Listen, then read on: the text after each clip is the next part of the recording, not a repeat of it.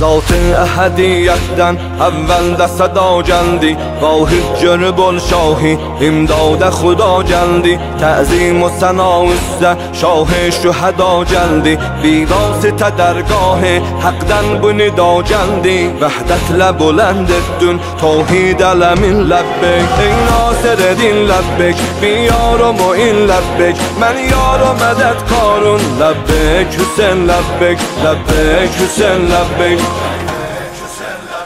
Ondan sonra ses verdi öz cəddi Resulullah bir də atası Heydər haq şeiri Vəliyullah qardaşı Həsən Giryan fərzəndi Lisanullah səsləndi xanım Zəhra suzan dil ilə naqa məzlum Hüseyn ləbbek ətşan Hüseyn ləbbek ey dəşt və biyabanda veyran Hüseyn ləbbek məzlum canıva Zəhra qurban Hüseyn ləbbek ləbbek Hüseyn ləbbek لبیک حسین لبیک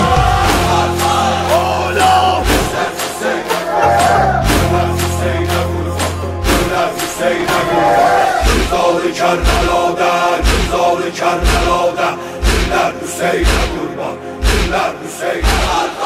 آشینده نگاره خواهر حسین قربان ağlar qalan vətəndə doktor Hüseynə qurban Odalıda oğulsuz Modar Hüseynə qurban Əmmaməti əlində Heydər Hüseynə qurban 6 yaşında qolsuz Gəbər Hüseynə qurban Əl üstünə qatanlar نقشه شهدا ناجه میدانی ده ترفندی منزم bu bedenlerde olsaydı ecelindi Kurban sana eylerdik ey Fatime dilbendi Cehvareden asgarda uya bela seslendi Dünya suyunun fikrin baştan ataram lebbek Qane bataram lebbek rahat yataram lebbek Ben de şuheda isre defterde varam lebbek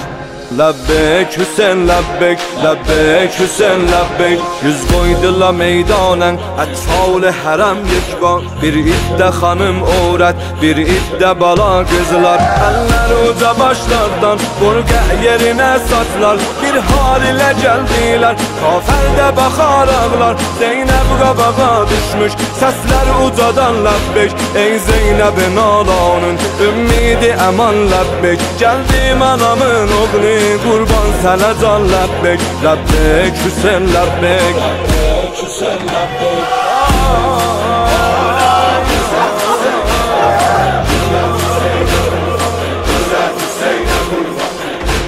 Ey əhl-i əza bizdə gəl ərz edək ey Mevla Nasir o zaman idi biz mə'niyə yansurna Biz tabi-i fərmanük əmrün edərük hidra Hər bəzm-i əza izrə hər dəhhəyə aşura Mühlətlərivin zikrin urad edərük ləmbek Biz də bu uzaq yoldan hər yad edərük ləmbek Ağlar göz ilə ey şah imdad edərük ləmbek لبیک حسین لبیک لبیک حسین لبیک